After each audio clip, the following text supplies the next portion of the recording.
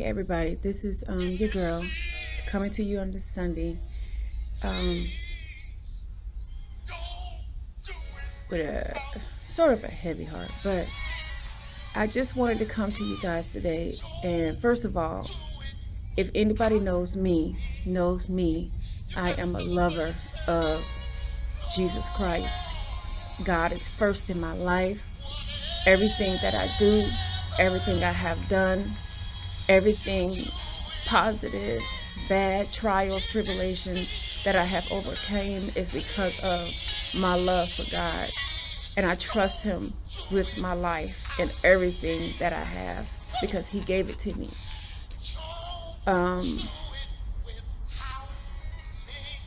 I think I'll tell you the story. I was at this church for 5 years. I wasn't growing. I didn't know who I was. I was in the choir. I loved it. I loved the conductor. I loved everything about music. One thing about church people that many people run from is their consistency with the words that they speak. They tell you that they love you, and the next thing you know, behind your back, they're saying a lot of things. Now,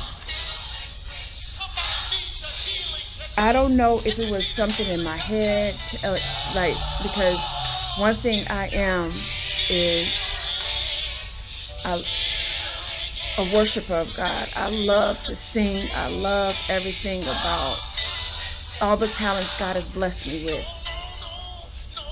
And I struggle with the fact that the minister of music would be like, losing weight, and before I sing a solo and all this other stuff. So when it got time for me to sing a solo, I was so self-conscious and not so confident, not the person that you see in the photos and stuff like that. And I was like, I was so intimidated. I couldn't give God me fully because I was so self-conscious. Like everything that I knew went out the window. So I could understand why people don't go to church. People run from church. I used to be a church hopper. And so God sent me to a place where I am growing.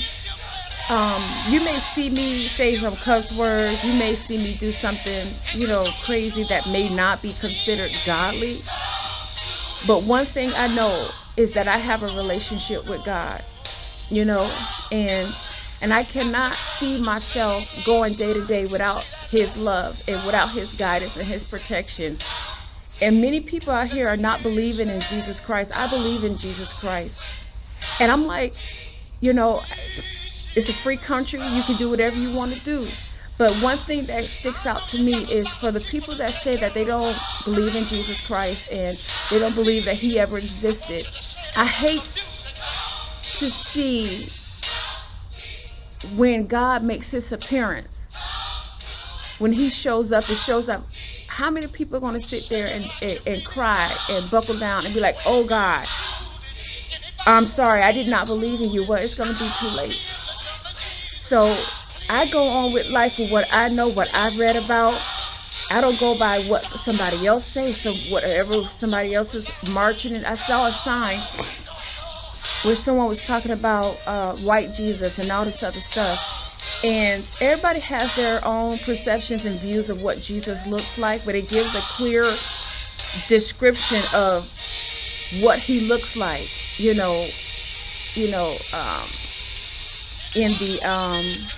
the Bible. So you can tell me that, just like you can tell me that Jesus is blue, but if I'm reading it for myself, I know He's not blue. And I'm not going to go into this deep battle discussion about whatever, because I done read it. So if you're sitting here saying what you don't believe and God doesn't exist and all this other stuff, how many things you have researched? Where's your research? Where's your proof? And everybody's, like a lot of people read one thing and they read into it, and a lot of like me being a church hopper, I was. You Each pastor's own interpretation, say like John 3:16, for God so loved the world, he gave his only begotten Son, and whosoever believeth in him shall not perish, but have everlasting life. I've heard so many ceremonies about that particular scripture, and each and every one of them were different. You have to get yourself in your word. You have to read the Bible for yourself, or you're gonna be like many of these people out here in the world that's sitting complaining about God doesn't exist, the devil, and all that, there is no hell or there is no heaven, but you won't pick up the Bible and read. You won't research. You won't do anything. Just sit there and complain. And and a lot of these people depend on these pastors, depend on these ministers and stuff like that. And if you can't recognize someone's hurt, but you want to sit there and criticize them, criticize the things that they're dealing with, like for instance, like I said about the minister, he could have been like,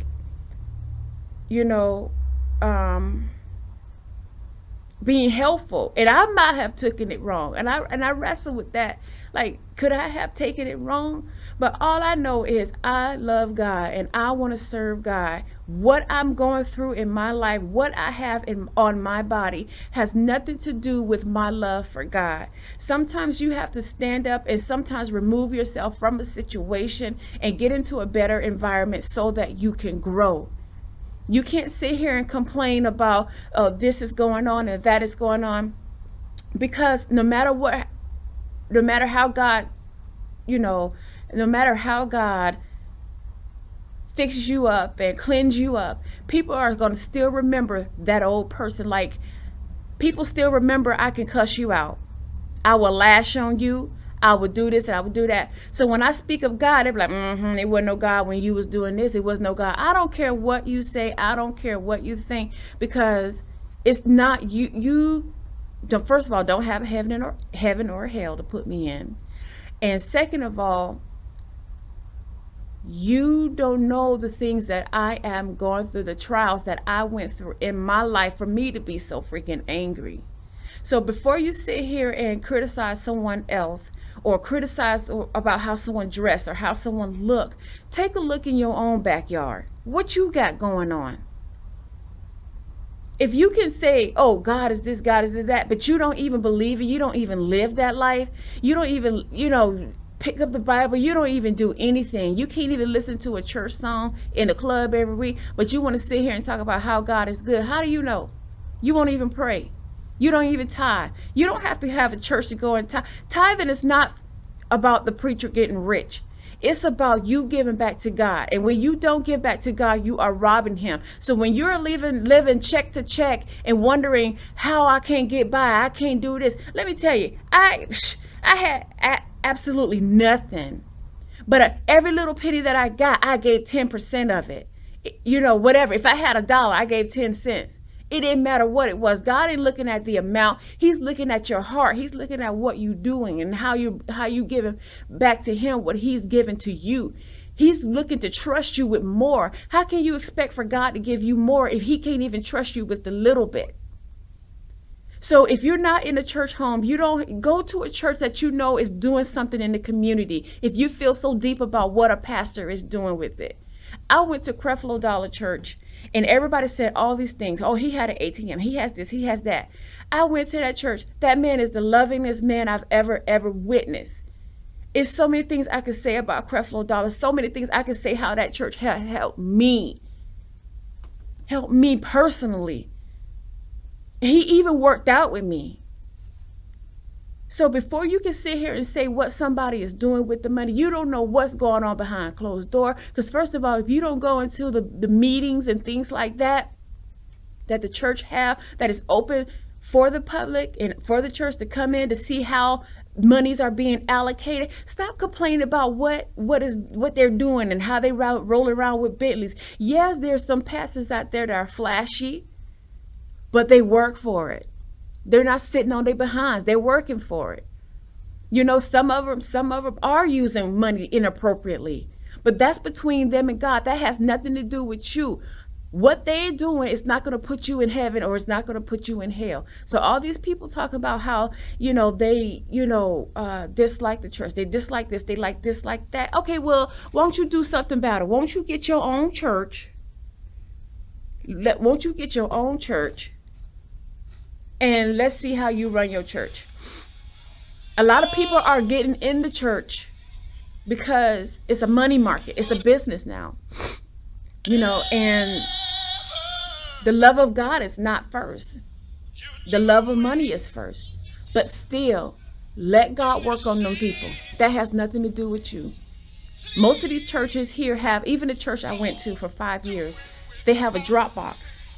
And even when I didn't go to church, I would ride by and put my money in that drop box, because it wasn't for them. It was for me. It was for me.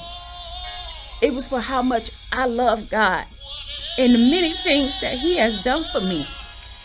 So I can tell you, when I was out there, no place to live, a teenager, no place to live, just out there, it was Him that protected me. So many things I had gone through, God protected me. Majority of black people were raised up in a church. These new age families are not taking their kids to church. So they going by what the rappers are saying. Oh, it's Illuminati. It's all that. So that's where this disconnect is. But we have to take responsibilities for our own lives and stop looking in somebody else's yard. It may look all perfect, and the landscaping and all that stuff may be perfect. The house may be big, but you don't know what God is taking them through. So I can't imagine my life without God. I cannot imagine myself going on day to day without God. Regardless of what you see me do, I love God. I put God first. I am a lover of and believer of Jesus Christ. I believe that He died, that He rose, and He...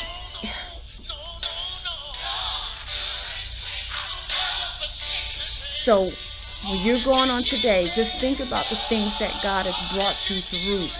Sometimes you have to go back to the past and say, Lord, if it wasn't for you, I would not have made it. If it wasn't for the people that you brought in my life, whether they were good or bad, it wouldn't shape me to be the person that I am today. Stop looking back, and saying, or looking at other people, oh, they got this, they got that, but look what they did. But look, they on their knees praying. They praying, asking God. They may be dope smokers, they may smoke weed, they may do all this stuff, but they be praying. You don't know what's going on behind somebody's, closed doors. Just like you don't know what's going on behind mine. I'm a sinner. I know my faults. I know what I'm doing. I'm not a dummy.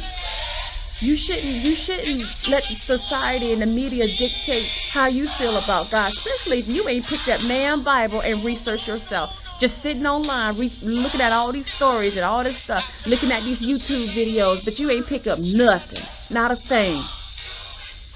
And the people wondering why there's a disconnect in our neighborhoods, there's a disconnect in our communities, there's a disconnect in our homes. There is no balance. There is nothing, because you have no substance. There is no foundation. I got some situations going on right now in my home with my child, and I woke up this morning and I refused to let the devil have my child, and I refused to hand her over into a lion's den. So I wish you guys have a great, awesome day. And I just think about how many things that you have gone through in your life. How many people, did you wrong, fucked you over. It doesn't matter, whatever. Go back to the place where you know that you can get the comfort, you can get the love, you can get the joy, because God is everything. He is good.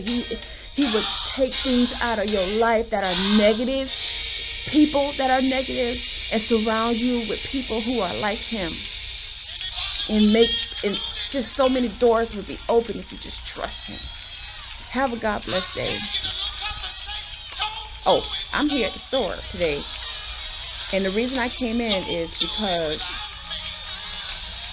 the monies that I've made for this business, I got to take my 10% out.